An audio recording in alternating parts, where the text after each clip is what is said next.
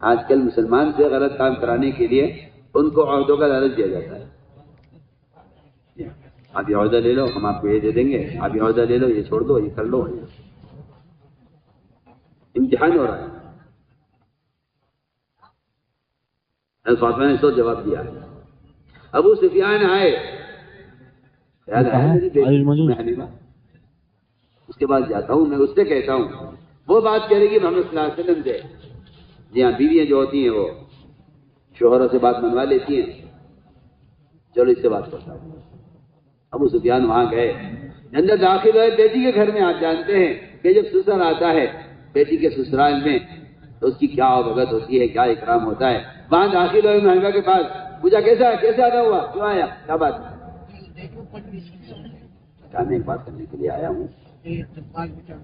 بیٹی کے گھر میں آئے، جب بیٹھنے لگے چارپائی پر تو محبوبہ نے کہا ٹھہر جا، تم ناپاک ہو، تمہارا جسم ناپاک ہے، تم مشرک ہو، یہ نبی کا بستر ہے، اس پر وحی آتی ہے. کبھی ٹھہر جا، کھڑا رہے، پہلے میں نبی کا بستر ہٹا دوں، پھر بیٹھنا، پھر بات کریں گے کیا بات ہے. جی ہاں، کھڑا رہے. وہ محبوبہ نے بستر لپیٹا، ایک طرف رکھا، وہاں بیٹھو، کیا بات ہے، کیسے آنا ہوا، کیونکہ یہ نبی کا بستر ہے، اس پر وحی آتی ہے. آپ مشرک ہیں. یہ بیٹی باپ سے بات کر رہی ہے، کیسے آنا ہوا. دیکھو بیٹیا، تمہارے باپ کا مسئلہ ہے، تمہاری قوم کا مسئلہ ہے، تمہارے اعزاء اقارب کا مسئلہ ہے، ہم سب پریشان ہیں. تم اللہ کے نبی سے اتنی درخواست کر دو کہ سنا کی مدت کو بڑھا دیں. میں نے کہا اللہ کے نبی کا جو فیصلہ ہمارا فیصلہ ہے، تو ہوتا کون ہے نبی کے فیصلے کو بدلنے والا. جاؤ یہاں کچھ نہیں ہو. لڑکی باپ سے کہہ رہی یہ امتحان ہے سب کا. کون ہے جس کے دل میں اپنی قوم یا اپنے قبیلے یا اپنے متعلقین کی محبت نبی کی محبت سے زیادہ کون ہے؟ انہیں اب دیکھیں بنو قریظہ کا آپ صلی اللہ علیہ وسلم نے معاشرہ کیا. انہوں نے آخر میں کہا کہ ہمارے سردار حضرت سعد رضی اللہ تعالیٰ جو فیصلہ کریں ہمیں ان کا فیصلہ منظور ہے.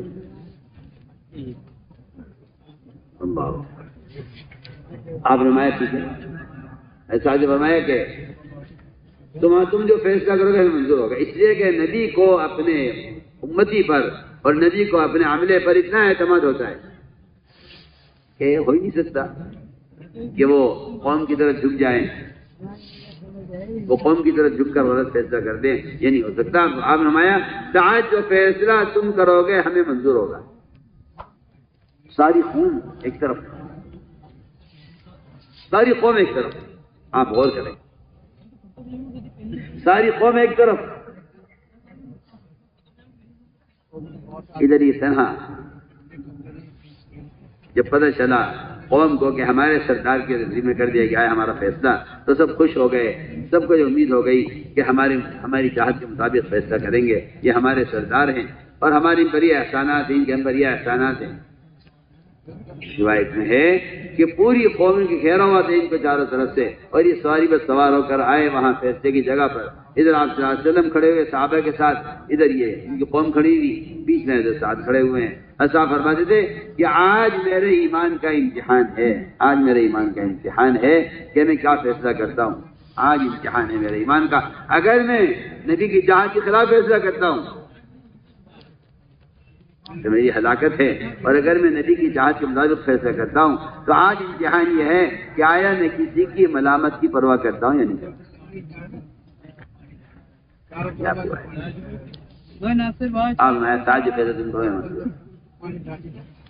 سعد نے فیصلہ کیا جو قوم نبی کے مقابلے پر آئی ہے، جو قوم نبی کے مقابلے پر آئی ہے، اس قوم کے بارے میں میرا فیصلہ یہ ہے کہ اس کے نوجوان جو جنگ کر رہے ہیں، جو قتال کر رہے ہیں، جو ناحق مسلمانوں کو قتل کر رہے ہیں، ان کو سب کو قتل کر دیا جائے، اور ان کے جتنے ہتھیار ہیں وہ ضبط کر لیے جائیں.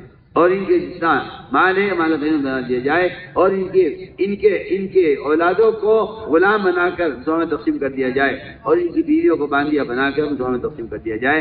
ایسی قوم کو جڑ سے ختم کر دیا جائے جو اللہ www.dilimarkazlivebeyan.com۔ کیا ہمت تھی، اللہ اکبر، کیا ایمان تھا۔ دیکھ لیجیے آپ، سارے صحابہ میں یہ وہ صحابی ہیں جن کی وفات پر عرش ہل گیا۔ جو دنیا میں امانت دار ہوتے ہیں ان کا آخرت میں اور ان کا آسمانوں پر یہ اعزاز ہوتا ہے، عرش ہل گیا ان کی وفات پر۔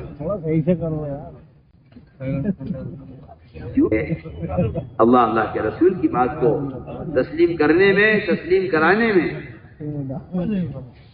اس پر جمنے میں جتنی صحابہ کرام کے ساتھ غیبی مددیں ہیں، اس کی بنیادی وجہ یہی ہے کہ جو مدد نبی کے ساتھ ہیں وہ صحابی کے ساتھ ہیں، جو مدد نبی کے ساتھ ہیں وہ صحابی کے ساتھ ہیں۔ وجہ اس کی یہ ہے کہ تم ان کا اتباع کرتے ہو تو جو مدد ان کی کریں گے وہ تمہاری کریں گے، تو قیامت تک یہی سلسلہ ہے۔ ایسا نہیں ہے کہ نبی کے زمانے کی مدد نبی کے زمانے کے لیے ہیں۔ ہر زمانے میں تو مسلمان غیر مدد سے مایوس ہو چکا ہے، وہ سمجھتا ہے کہ وہ زمانے میں ہو گیا، وہ آج نہیں ہوگا۔ حالانکہ اللہ نے صاف فرمایا ہے قرآن میں، اِنَّا لَنَنصُرُ رُسُلَنَا وَالَّذِينَ آمَنُوا بِالْحَيَاةِ وَيَوْمَ يَقُومُ الْأَشْهَادُ، کہ ہم مدد کریں گے رسولوں کی، مدد کریں گے ایمان والوں کی اسی طرح، اور قیامت تک کریں گے۔ تو میرا دوستو یہ چند مثالیں ہیں، اس لیے قرآن نے یہ آیت نازل فرمائی، فلا وربک لا یؤمنون حتی یحکموک فیما شجر بینہم۔ تیرے کی قسم، وہ آدمی مومن ہو نہیں سکتا، وہ آدمی مومن ہو نہیں سکتا کہ جو اپنا فیصلہ اپنا قضیہ آپ کے سامنے لائے اور وہ آپ کے فیصلے کے بعد یہ کہے کہ میرا یہ نہیں ہے۔ اگر یہ آپ کی بات کو پوری طرح تسلیم نہیں کرتے تو یہ ایمان والے نہیں ہیں۔ قرآن نے قسم کھا کر کہا ہے فلا وربک، بعض باتیں مان لو، بعض باتیں چھوڑ دو، اس کو تو ایمان نہیں کہتے۔ دو آدمی آپ صاحبہ جھگڑا لے کر آئے، آپ نے ایک کے حق میں فیصلہ کر دیا، اس کا حق تھا۔ دوسرے نے کہا مجھے نبی کا فیصلہ منظور نہیں ہے، وہاں سے نکلے حضرت صدیق کے پاس گئے، ان سے کہا کہ جی انہوں نے فیصلہ کیا ہے میرے ساتھی کے حق میں، لیکن مجھے فیصلہ منظور نہیں ہے۔ انہوں نے کہا نہیں بھائی، اللہ کا فیصلہ ہمارا فیصلہ۔ وہاں سے نکلے، حضرت عمر کے پاس گئے، حضرت عمر سے کہا اس آدمی نے مجھے نبی کا فیصلہ منظور نہیں ہے۔ حضرت عمر نے فرمایا بیٹھو میں بھی آتا ہوں۔ اٹھ کر گئے اندر، تلوار لے کر آئے اور اس آدمی کو قتل کر دیا جس نے کہا تھا کہ مجھے نبی کا فیصلہ منظور نہیں ہے۔ اس آیت نازل ہوئی کہ دلت کی قسم، وہ آدمی مومن نہیں ہو سکتا جو آپ کے کیے ہوئے فیصلے پر یہ کہہ دے کہ مجھے آپ کا فیصلہ منظور نہیں ہے۔ میرے دوستوں، عزیزوں، بزرگوں،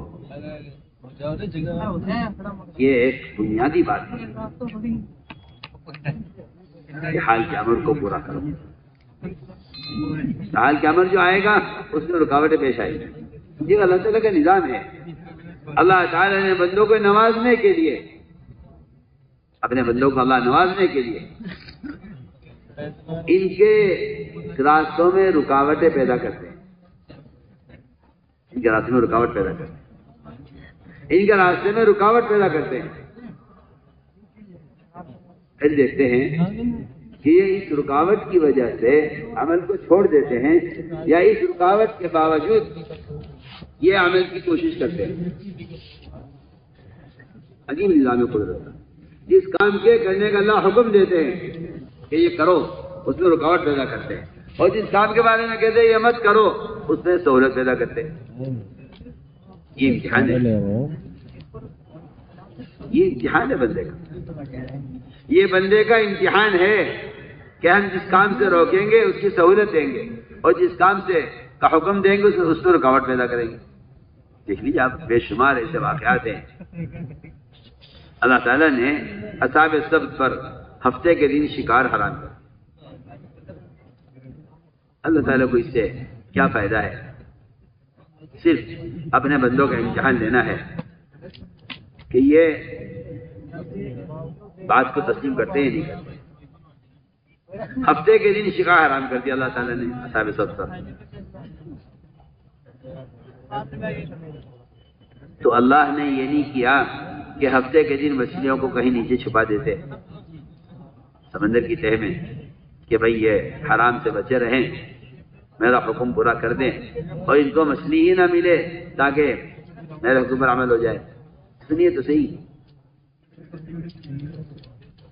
مسلمان یہ کہتا ہے کہ یہ کاروبار یہ والا کاروبار یہ والا سود یہ والا یہ ہے تو حرام، لیکن میرے پاس اس کے علاوہ کوئی راستہ نہیں ہے۔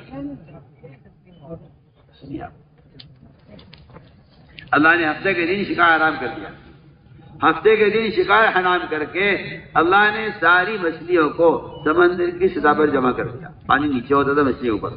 لکھا ہے روایتوں میں کہ پانی نظر نہیں آتا تھا، مچھلیاں پانی کے اوپر جمع ہو جاتی۔ ہم دیکھنا چاہتے ہیں کہ تم کیا کرتے ہیں۔ اگر یہ کہتے ہیں بڑی سہولت ہے، وہ ہوا کرے سہولت، اللہ نے آج شکار حرام کیا، شکار نہیں کیا۔ ان پر جو عذاب آیا ہے وہ عذاب اس لیے آیا کہ انہوں نے اللہ کے ساتھ حیلہ کیا، اور حیلہ یہ کیا کہ یہ جمعہ کے دن جال ڈال دیا کرتے تھے، ہفتے کا مچھلیاں پھنس جایا کرتی تھی جال میں، اور یہ اتوار کو جال نکال دیا کرتے تھے، اور یہ کہتے تھے ہم نے تو ہفتے کے دن کچھ کیا نہیں ہے، یہ انہوں نے اللہ کے ساتھ حیلہ کیا۔ یہ ہوا اللہ کے عذاب کے آنے کا سبب، اللہ کے ساتھ حیلہ کیا۔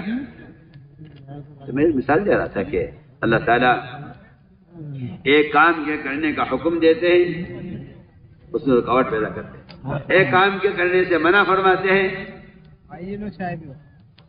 اس کی سہولت دیتے ہیں۔ اور ہمارا مزاج یہ بن گیا ہے کہ جو راستہ سہولت کا بھی اختیار کر لو، چاہے وہ حرام ہو، جو راستہ مشکل اس کو چھوڑ دو۔ اس لیے میرے دوست جو اصل بات یہ ہے کہ اتباع کامل،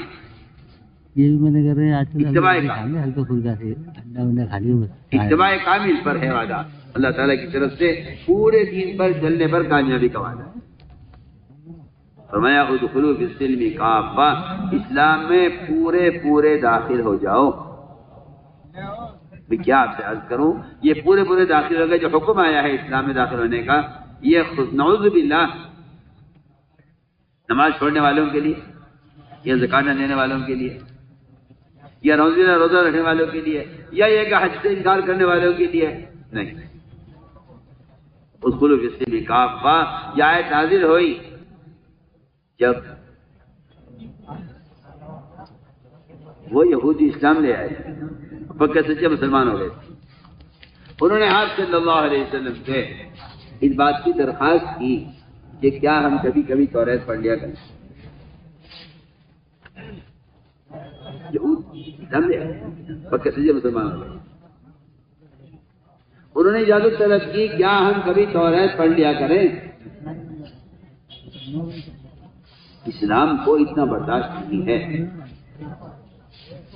کہ آپ قرآن کو پڑھ کر، اس پر ایمان لا کر، اس کو سمجھ کر، اس کی اطاعت کرنے کے باوجود آپ کو اس کا خیال آئے کہ بھئی توریت بھی ایک کتاب ہے، اس کو بھی پڑھنا چاہیے۔ سوچیے، ان کا ارادہ عمل کرنے کا نہیں تھا، ان کا ارادہ اس پر عمل کرنے کا نہیں تھا، صرف پڑھنے کے لیے چاہا۔ آپ غور کیجئے میری بات پر، آسمانی کتابیں توریت، ہمارا اس پر ایمان ہے۔ ہمارا ایمان کامل نہیں ہوتا جب تک ہم ساری کتابوں پر ایمان نہ لائیں، فرض ہمارا ایمان۔ یہود نے کہا، اسلام لا چکے تھے، امام والے ہو گئے تھے، یا رسول اللہ ایمان آپ پر لے آئے ہیں، پکے سچے مسلمان ہو گئے ہیں، کیا ہم توریت پڑھ سکتے ہیں؟ یہ سوال کیا انہوں نے، اجازت مانگی آپ سے، اس پر حکم نازل ہوا ادخلوا فی السلم کافہ، اسلام میں پورے داخل ہو جاؤ۔ دلی مرکز livebeyan.com۔ یہ حکم سوت آیا ہے، حکم سوت آیا ادخلوا فی السلم کافہ، اسلام میں پورے داخل ہو جاؤ۔ آپ اسے اندازہ کر لیجیے، عمر رضی اللہ تعالیٰ توریت پڑھی عمر جیسا عالم، ان سے اس بات کا کوئی اندیشہ نہیں ہے کہ توریت پڑھ کر بہک جائیں گے یا نعوذ باللہ پھسل جائیں گے یا ان کو کوئی بات اچھی پسند آ جائیں گی، اس کا کوئی اندیشہ نہیں ہے۔ انہوں نے چند اور آپ توریت کے پڑھے ہاتھ میں لیے ہوئے تھے، پوچھا آپ نے ہاتھ میں کیا ہے؟ آج کیا میں نے توریت پڑھی ہے تاکہ میرے علم میں اضافہ ہو۔ آپ صلی اللہ علیہ وسلم میں پر تشریف لے گئے، آپ اتنے غصے میں تھے کہ سارا مدینہ جمع ہو گیا، سارے انصار ہتھیار لے کر جمع ہو گئے کہ اللہ کے نبی کتنے ستائے، کیا بات پیش ہے، سارا غصہ تھا آپ کا عمر پر کہ عمر نے توریت کیوں پڑھی۔ آپ نے فرمایا عمر جو قرآن میں لے کر آیا ہوں کیا یہ تمہیں ہدایت کے لیے کافی نہیں ہے؟ اگر آج موسیٰ علیہ السلام زندہ ہو کر آ جائیں، ان کے لیے کوئی راستہ نجات کا نہیں سوائے میرے طریقے کے، اور اگر تم نے ان کے طریقے پر عمل کیا تو تم نجات نہیں پاؤ گے، ہلاک ہو جاؤ، گمراہ ہو جاؤ۔ سوچیے آپ یہاں صرف توریت پڑھنے کی اجازت پر یہ آ رہا ہے اسلام میں داخل ہو جاؤ، یہاں مسلمان غیر مسلموں کے یہودیوں کے لباس پہن کر فخر کرتا ہے۔ کیا بتائیے تو صحیح، اس کے لیے اسلام میں داخل ہونے کا کیا امر ہوگا جب توریت پڑھنے کی اجازت مانگنے والوں کے لیے آسمان سے حکم آیا کہ اسلام برے برے داخل ہو جاؤ؟ تو کیا سوچیے، آپ کا یہ کہنا ہے کہ لباس سے کیا ہوتا ہے، آپ کا یہ کہنا ہے لباس سے کیا ہوتا ہے، ایمان دل کی چیز ہے۔ سوچیے آپ کے لباس کھولیا ہے دوسرا ہو بولیے، پھل کا جو چھلکا ہے، صرف یہ چھلکا یہی پھل کی کا تعارف بھی کرا رہا ہے اور یہی پھل کی حفاظت بھی کر رہا ہے۔ اس کی گری جتنی قیمتی ہوتی ہے اس کا چھلکا اتنا مضبوط ہوتا ہے، جس پھل کی گری جتنی قیمتی ہوتی ہے اس کا چھلکا اتنا مضبوط ہوتا ہے۔ آپ اخروٹ دیکھ لیجیے، آپ بادام دیکھ لیجیے، آپ کے اس کے چھلکے کو توڑنا پڑتا ہے کسی بھاری چیز سے، حاصل کیوں؟ اس کے چھلکے نے اس کی گری کی حفاظت کے لیے، میں اگر آپ سے کہتا ہوں مسلمان کے ایمان اور اس کے عقیدے کی حفاظت وہ اس کے ظاہر سے ہے۔ آپ یہ ذہن سے نکال دیجیے آپ کہ آپ کا عقیدہ محفوظ ہے، آپ اس کو ذہن سے نکال دیجیے۔ پھل سڑنا شروع ہوتا ہے چھلکا پھٹنے سے، آپ کو اندازہ نہیں ہے اس کا، آخر میں فساد بیج تک پہنچتا ہے۔ سب سے پہلے چھلکا پھٹ جاتا ہے، سیب کا، کیلے کا، انار کا، آپ دیکھ لیجیے ان کا چھلکا پھٹ جائے گا، یہیں سے سڑان شروع ہو جائے گی اور اندر تک پہنچے گی۔ میں کر رہا ہوں کہ تعارف جو ہوگا وہ تو اتباع سنت سے ہوگا، تعارف تو اتباع سنت سے ہوگا، تعارف اتباع سنت سے ہوگا۔ ہم یہ کہہ کے چھوڑ دیتے ہیں کہ یہ کوئی فرض اور واجب نہیں، اصل تو ایمان دل کا ایمان ہے۔ جی ہاں، یہ تو تعجب ہوتا ہے لوگوں پر جو کہتے ہیں کسی کے ظاہر کو مت دیکھو،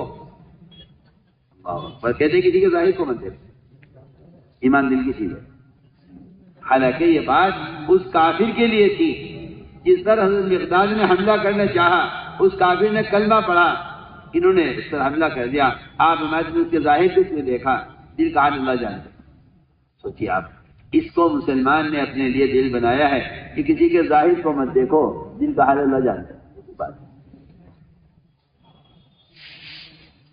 میرے دوستوں کو اس لیے آپ غور کریں گے قرآن میں اور احادیث میں کہ اتباع سنت یہ اسلام کا وہ قانون ہے جس سے اسلام کی حفاظت ہے۔ لوگ یہ کہتے ہیں کہ کوئی ہم سے باطل یا قانون کسی فرض کے چھوڑنے کو تھوڑی کہہ رہا ہے، سنت کے لیے کہہ رہا ہے، اس کی چھوڑنے میں کیا ہے۔ جی ہاں، اللہ مجھے معاف فرمائے، آپ بھی معاف فرمائیں، بعض ایسے بے عقل اور ایسا دلوں میں نفاق لیے ہوئے ہیں کہ وہ بے تکلف کہہ دیتے ہیں کہ اس میں حالات اور ماحول کا تقاضا ہے، لہٰذا اس میں اگر آپ کو سنت چھوٹ رہی ہے تو چھوڑ دیجیے۔ جی ہاں، میرا تو سوال سب سے ہے، میرا یہ سوال سب سے ہے، اگر کوئی کمپنی آپ کو 20,000 روپے کی ملازمت ایک سنت سے چھوڑوا کر دیتی ہے تو آپ کہتے ہیں کہ کیا حرج ہے، مجبوری ہے، لباس کی سنت، شکل کی سنت ہماری کمپنی کا رول ہے۔ آپ کو ہماری کمپنی کا یہ قانون ہے، آپ کو اس شکل میں آنا پڑے گا۔ میں سوال کرتا ہوں، اگر کسی کمپنی کا قانون یہ بن جائے کہ آپ کو مہینے کے 2 لاکھ روپے ملیں گے مگر آپ کا ایک ہاتھ کٹے گا اس میں، بتائیے کوئی اس سے تیار ہو جائے گا؟ کوئی خاندان، میں کہتا ہوں پورا خاندان فقیر محتاج ہو، کیا کہے گا؟ ابا جی ہاتھ کٹوا لو اپنا، کوئی حرج نہیں ہے، مجبوری ہماری ہے، اور جہاں فاقے کی حالت ہو رہی ہے ایک ہاتھ تو کٹے گا۔ اگر کمپنی کا قانون یہ ہو کہ آپ کا ایک ہاتھ کاٹا جائے گا مگر آپ کو 2 لاکھ روپے مہینے کی تنخواہ ملے گی تو کوئی آدمی ہوگا ایسا جس میں تیار ہو جائے؟ بتائیے کیا خیال ہے آپ؟ میرا سوال ہے۔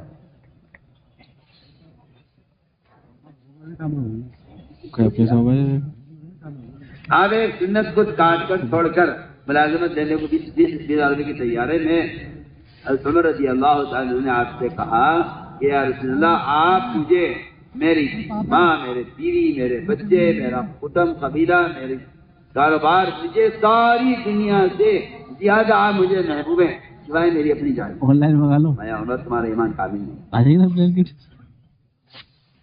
مل جائے۔ جو اس والے نے بھی کمال کر رکھا تھا۔ حضرت عمر کی آنکھیں، حضرت عمر کے ایمان کو ناقص کہا آپ نے۔ آپ سنیے تو صحیح، ملے گا میں کہ عمر کہ تمہارا خیال یہ ہے کہ میں تمہارے نزدیک ہر چیز سے زیادہ محبوب ہوں سوائے تمہارے جسم کے، سوائے تمہاری ذات کے، تو تمہارا ایمان ناقص ہے، کامل ایمان ہے۔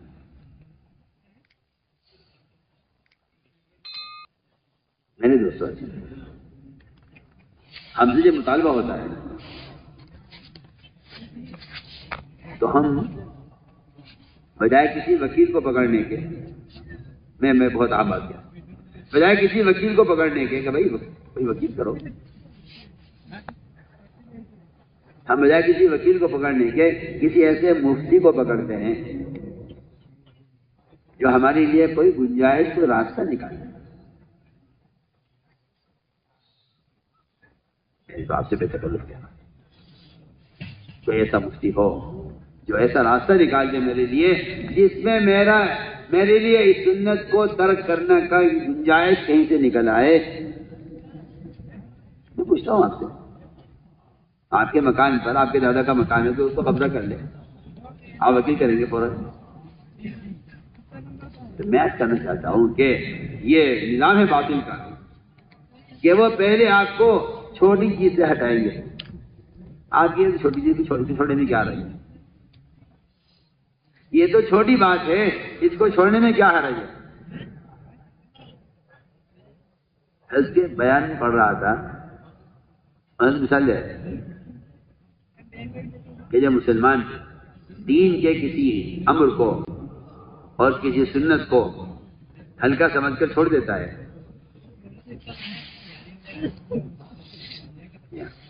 تو میں کہ اس سے باطل جو فائدہ اٹھاتا ہے، اس باطل جو فائدہ اٹھاتا ہے اور جو نقصان پہنچاتا ہے اس کا اندازہ مسلمان کو نہیں۔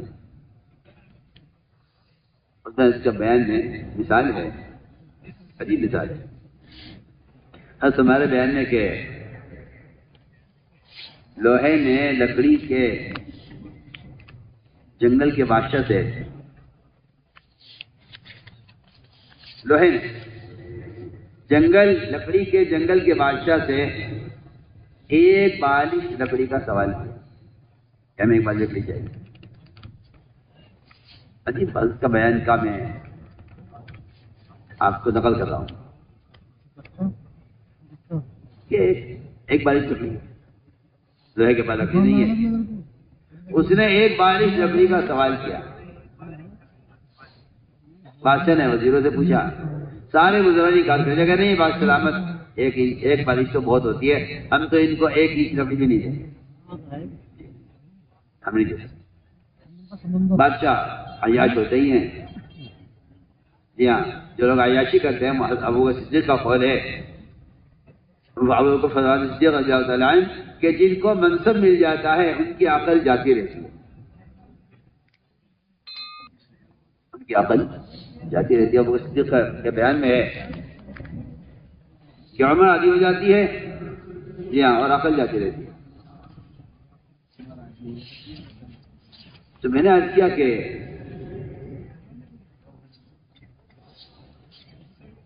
لکڑی نے جب یہ مطالبہ کیا گیا کہ ایک باری لکڑی ہمیں چاہیے، تو وہ ذرا نے منع کیا۔ میں اس کی مثال دیتا ہوں آپ کو حدیث سے۔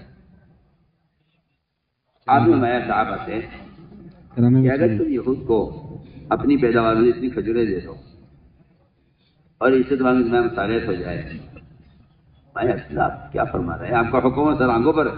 ہم جب ان کے غلام تھے اور یہ ہمارے آقا ہوتے تھے، ہم ان کے نیچے تھے اور یہ ہم پر ظلم کرتے تھے، ہم نے انہیں اس کو ایک کھجور نہیں دی، آج اللہ نے ہمیں اسلام سے عزت دی ہے، تو کیا ہم ان کے ماتحت ہو کر ہم ان کو اپنی کھجوروں میں سے پیداوار میں سے ان کو دیں؟ www.delhimarkazlivebeyan.com بلکہ اللہ اکبر، کتنی طاقت تھی مومن کی بات میں، کتنی طاقت تھی مومن کی بات میں۔ دریائے دجلہ کا ادھر کے کنارے پر قبضہ کر لیا مسلمانوں کے،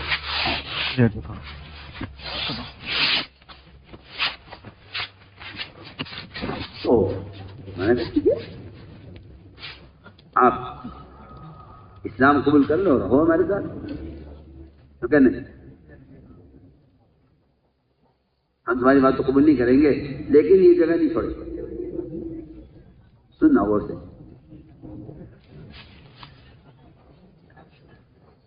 انہوں نے کہا کہ ہم یہ جگہ نہیں چھوڑیں گے، چلیے ادھر کا حصہ آپ لے لو، ادھر کا زمین عادت دریا ادھر کا آپ کا، ادھر کا ہمارا۔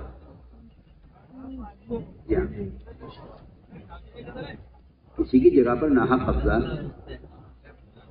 یا کسی کی چیز کو ہتھیارنا یا اپنا بنانا،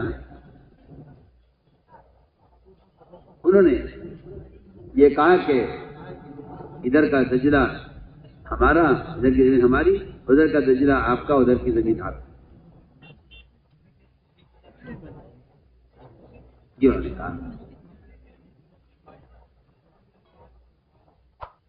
ایک بہت کمزور سے صحابی، میں آپ کو بہت ہی مزے کی بات کر رہا ہوں، ایک بہت کمزور ضعیف صحابی، انہوں نے ایک دشمن سے یہ کہا، ایک دشمن سے یہ کہا کہ دیکھو بھائی، تم سے کہہ رہے ہو کہ ادھر کا دریا تمہارا، آدھا ادھر کا ہمارا، ادھر کی زمین تمہاری، ادھر کی زمین ہماری۔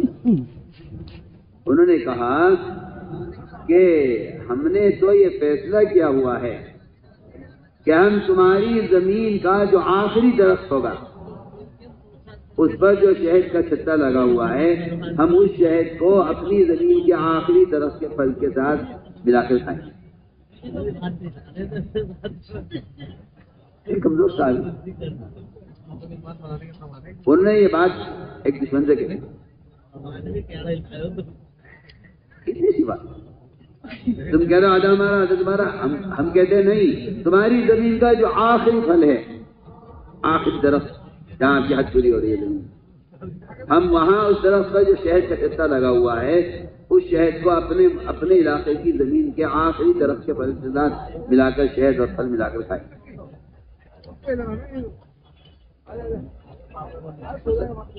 اتنی بڑی طاقت ہے باطن اور اتنا بڑا ہنگامہ ہو رہا ہے، اکثریت ہے، ان سب کے ہوتے ہوئے ایک کمزور سے صحابی کی زبان سے یہ بات، وہ بھی سب کو جمع کر کے نہیں کہی، انہوں نے ایک مشرک سے کہی، اس نے جا کر اس بات کو نقل کیا. بھائی ان کا ایک آدمی ملا تھا مجھے، وہ یوں کہہ رہا تھا، بہت مزے کی بات، مجھے ان کا ایک آدمی ملا تھا مسلمانوں میں سے، کمزور سا تھا، اس نے مجھ سے یہ بات کہی ہے. اس بات کو سنتے ہی جو بھگدڑ مچی ہے، وہ سارا علاقہ خالی ہو گیا. سامان اپنے وقت لے کے پوری زمین خالی کر دی انہوں نے. بھاگ رہے تھے لوگ، بھاگ رہے تھے. لوگ حیران تھے کہ آخر یہ ہو کیا رہا ہے. اس میں ایک آدمی کو ایک مسلمان نے پکڑا، پوچھا بھائی کیوں بھاگ رہے تھے، کیا ہوا؟ کہنے کہ تمہارے ایک آدمی نے فلاں، اس کی شکل ایسی ہے، اس نے ایسی بات کہہ دی ہے کہ اس کی وجہ سے ہمارے سب کے دلوں میں اتنا خوف بیٹھ گیا کہ ہم یہاں سے ہر ایک بھاگ رہا تھا. ایسی کیا بات کی؟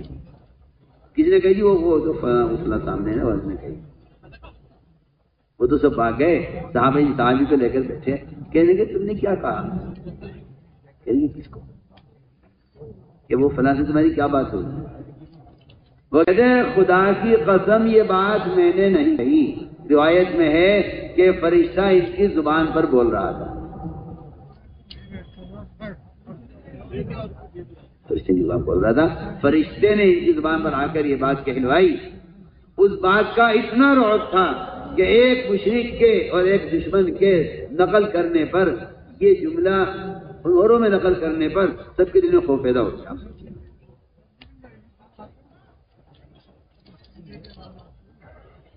میں نے عرض کیا کہ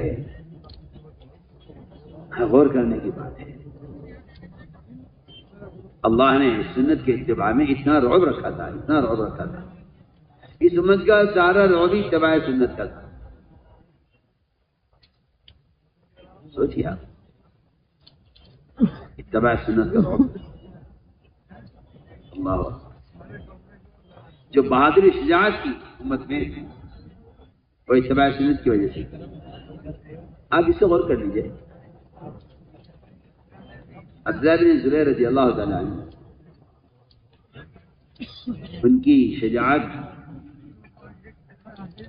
جی ہاں، بمباری ہو رہی تھی اور پتھر برسائے جا رہے تھے، اور وہ اس طرح کھڑے ہوئے تھے نماز میں گویا ان کو پتہ ہی نہیں کیا ہو رہا ہے. بیان آپ کو پسند آیا ہو تو بیان کو لائک، شیئر اور چینل کو سبسکرائب کرنا مت بھولیے. کمنٹس میں اپنی رائے کا اظہار ضرور کیجیے.